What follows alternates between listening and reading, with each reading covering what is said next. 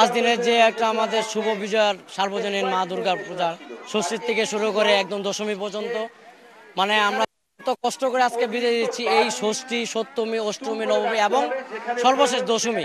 এই দশমীর দিন আমরা সবাই আনন্দ করি এবং সবসময় চিন্তা করি যে সবাই মঙ্গল হোক, সব বিষয়ে যাতে বাংলাদেশের প্রেক্ষাপটে বর্তমান যে পরিস্থিতি এবং আরও ভালোভাবে যাতে উন্নতি হোক, সব দিক দিয়ে সব ভালোভাবে চলুক, আমরা এই প্রত্যাশাই করি সবসময় এবং মার কাছে এটা আমাদের প্রার্থনা।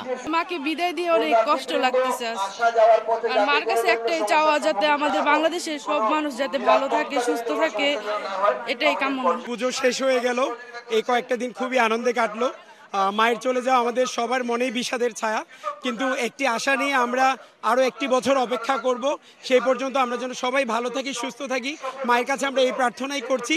দেশ ও দশের মঙ্গল এবং সার্বিক কল্যাণ কামনা করছি। মা বিদায় নিয়ে চলে গেল আমাদের ছেড়ে, সামনের বছর আবার মা আসবে, দেশ ও জাতির মঙ্গল যেন হয়, মায়ের কাছে শুধু এই কামনাই করি। সবাই ভালো থাকুক, সুস্থ থাকুক, এই কামনাই করি।